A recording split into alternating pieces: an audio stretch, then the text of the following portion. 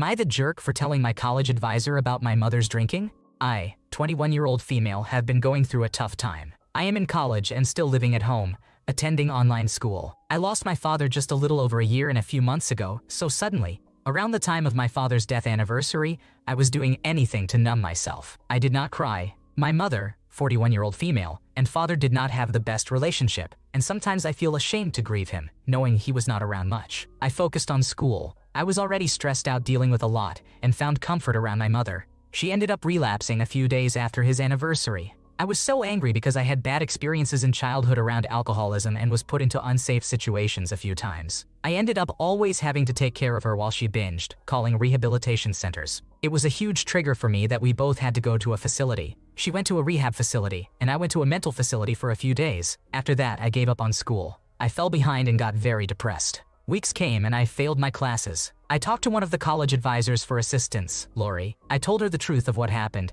and she offered to help in any way she could. But afterwards, I felt immediately so guilty. When I saw my mother in the car, I did not tell her I told Lori what happened because I knew what her reaction was going to be. She does not like me or my sibling talking about her alcoholism to anyone. Weeks went by again, and a conversation came up. My mother asked me if I told anyone, and I told her the truth. She got upset and ended up ignoring me for a few hours. Today I had a talk with Lori, who actually ended up being one of my instructors for this quarter. She was asking me about certain things and if I needed help with anything at all with schooling. I told her no, and that I was doing okay. My mother came downstairs to ask me a question about a family member and noticed I was on a call with Lori. She ended up sitting on the stairs for a bit, staying quiet. I was still chatting with Lori about a topic that had nothing to do with the prior situation about my mother at all. The call went quiet for a bit, and I started to feel uncomfortable with my mother lingering there, but I brushed it off until the call ended. Afterwards, my mother said, "Thanks for making me feel like a bad parent by making Lori think you have a horrible home life." She then went back upstairs. I said, "Are you still going to bring that up and blame me? Go ahead. I don't care." Then I cried in silence. She's been kind of ignoring me ever since. There is tension in the air between us. Am I the asshole for telling the life advisor about my mother's relapse and addiction? Was I in the wrong? Should I have kept it to myself? Your mom's issues with alcohol are not your fault, and her lashing out at you because she's embarrassed is not okay. You are absolutely not the asshole, and you definitely did the right thing by seeking help. It's good to ask for help when you need it, especially when the people who should be helping you are failing to do so. I'm glad you're no longer carrying the burden alone and getting the support you deserve. Am I the jerk for telling my parent they should not have housed their family after a storm? My mother comes from a big family. She has 7 siblings and was raised mostly by my grandfather. At some point, my grandfather became sick, and she became the sole carer for him despite her siblings all living in the same house. Soon, she and my grandfather started their own business and managed to thrive off it, which I think her siblings resented, claiming it was favoritism. When my grandfather died, the will gave my mother the company and some land, while the other siblings got some small pieces of land. Her siblings ganged up on her and basically ripped her off for her part of the will. She lost the house we lived in while taking care of my grandfather along with the land titled to her, but she managed to keep the company. Using resources that were rightfully hers, some of them started their own small companies that competed with ours. My mother basically lost everything. A few years later, my mother got back on her feet and we are living relatively well, especially because we siblings have worked hard to support each other. A storm recently passed by our area and it devastated a lot of people. One of her siblings with their family came to our house with a bunch of clothes and items. We had recently renovated the house, so we have some spare room since my siblings have all moved out. I got into a heated discussion with my mother when I told her she should have turned them away to go to one of the government's evacuation sites. I told her they turned her away, took her rightful land and spoke ill of her to everyone. I asked where the other siblings were who helped them rip her off. They can go to them. She needed them to help with my grandfather's sickness and they did nothing. Then they got mad when she got the company and land. I did not think they deserved her grace and forgiveness. We even went out during the storm to buy groceries because we did not have enough for everyone. It also seems like they do not have plans to leave anytime soon despite the storm being gone and the areas being cleared already. I feel like they are taking advantage of my mother's kindness when they did not show her any. My mother said we should feel bad for them because of the storm, but they did not feel bad for her when they basically threw her out. My father is on my side. Your actions were justified. Your mom is a wonderful woman for still wanting to help her sibling and their family, but they screwed her over first. She should have made them sign a paper or set a clear timeline for finding another place. You're just looking out for your mom and not wanting her to get hurt again by the ones she should have been able to trust. Am I the jerk for telling my parent that I don't want them to submit job applications for me anymore? This literally just happened a few minutes ago. I, an 18-year-old female, have been job hunting ever since I graduated high school in May of this year. I set up an Indeed account, and my mom suggested that she also sign into the same account so that she could look through it and notify me about any jobs she found while she's at work. Her job is pretty laid back, so she has a lot of free time. I agreed to this because I thought it would be helpful, and for a while, it was very efficient. But then she started to actually apply to jobs for me without asking my permission first. I would never hear back from the jobs she applied for, so it was never really a big problem, until now. This morning, I woke up and saw that I had gotten a couple of texts from a hospital talking about a job opportunity to work in the hospital cafeteria. At first I thought, wow, one of mom's applications actually reached back to me.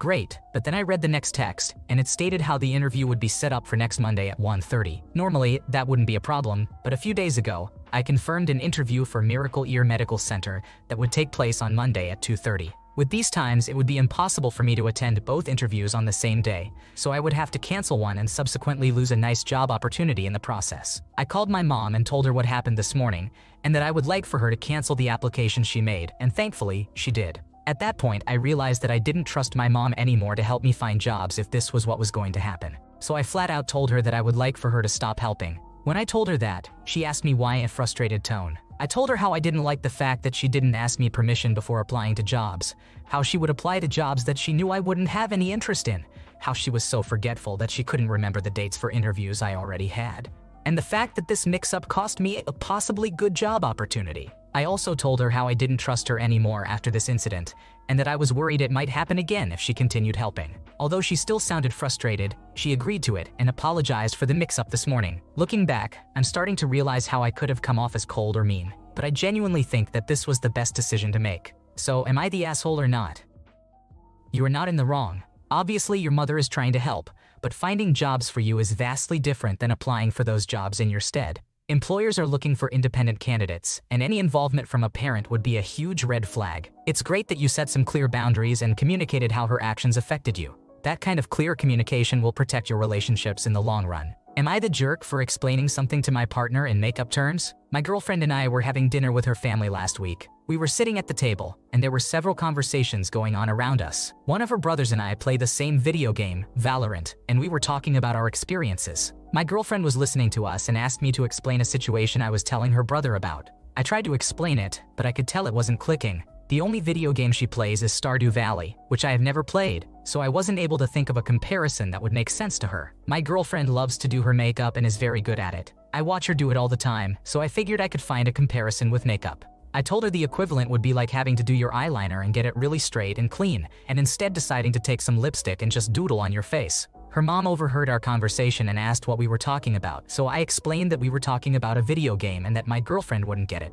so I was explaining it in makeup terms. Her mom and one of her sisters got very mad and started yelling at both me and my girlfriend's brother, saying that we were sexist and disrespectful and treating my girlfriend like she was too stupid to understand what we were talking about. I realized looking back that saying we were explaining things in makeup terms may not have been the best way to phrase it, but I'm honestly not sure how I could phrase it any other way. My girlfriend has assured me that she's not mad and that it was actually a perfect way to explain it and that she understood what I meant, but her mom and a few of her siblings are still very mad at me. Usually we have dinner with them on Sundays because they have a family dinner, but I've been uninvited until I apologized to her mom, which feels weird and dumb to me. It had nothing to do with her, and I have no idea what nerve I struck with her. My girlfriend refuses to go to the dinners without me because her family stresses her out, which is part of why we live together so early in the relationship. I don't want my girlfriend to miss out on family time because of me, even if she didn't want to go in the first place, but I truly don't think I should have to apologize to her mother for explaining something to my girlfriend.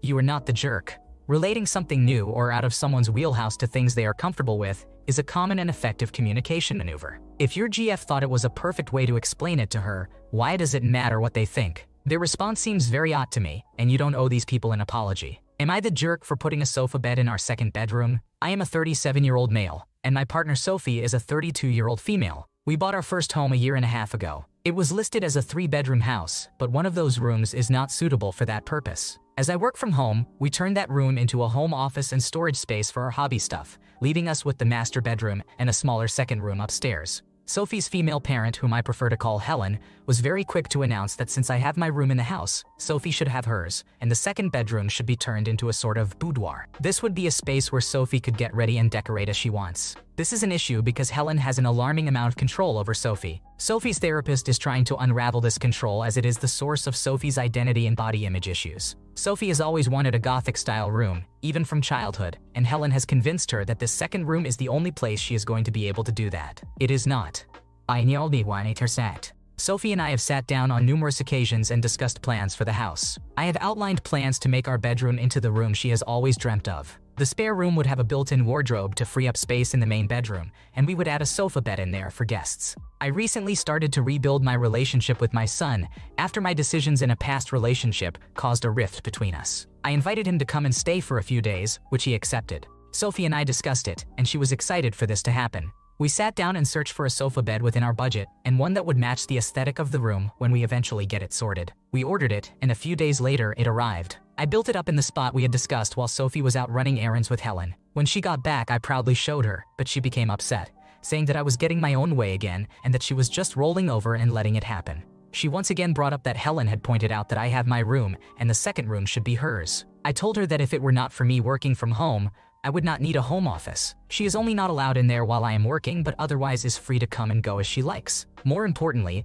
there is an entire house that we can decorate as we please. The master bedroom will be her boudoir and will look better than the small room that Helen has basically decreed is Sophie's only space in the house. I have asked many times why this room is so important to her and pointed out that when I asked if we could do this, she said yes and seemed excited. She just says that Helen said it should be her room because I have one. I cannot tell if I am missing something and being an asshole or if this is just Helen causing trouble. Am I the asshole?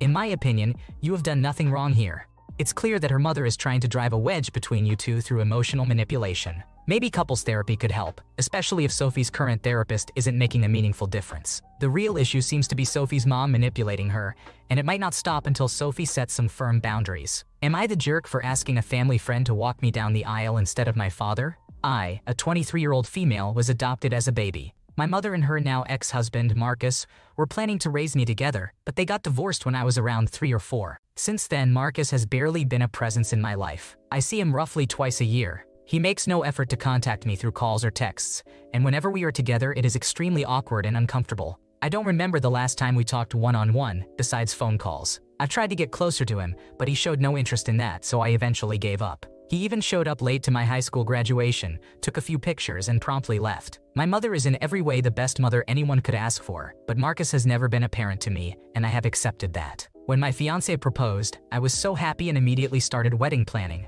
I really kind of forgot about who would walk me down the aisle until a few days ago. Once I thought about it though, the answer was obvious. My mother's friend Sam has been close to her since I was 8 or 9 years old. During those years, he has become a father to me. He has been there for me during hard times and helped me move into my college dorm. I asked him to walk me down the aisle and he said, "Of course." I didn't know if Marcus was expecting to walk me down the aisle, but my mother advised me to tell him just in case. I called him and said something like, "Since you're not walking me down the aisle, do you want any other special part in the wedding?" He seemed distracted and said something along the lines of, "No, that's okay, whatever." He didn't seem upset. If anything, he seemed detached. Later, my mother's parents, who are kind of old-fashioned, told me Marcus was offended that he wasn't walking me down the aisle. They said since Marcus legally adopted me, he should be the one to walk me down the aisle. I've never had a great relationship with my grandparents, and when I wouldn't budge on this issue, they seemed pretty upset. My mother and fiancé agree it's my choice who walks me down the aisle, but my grandparents are still trying to get me to change my mind. Most of my aunts, uncles, and cousins agree with them.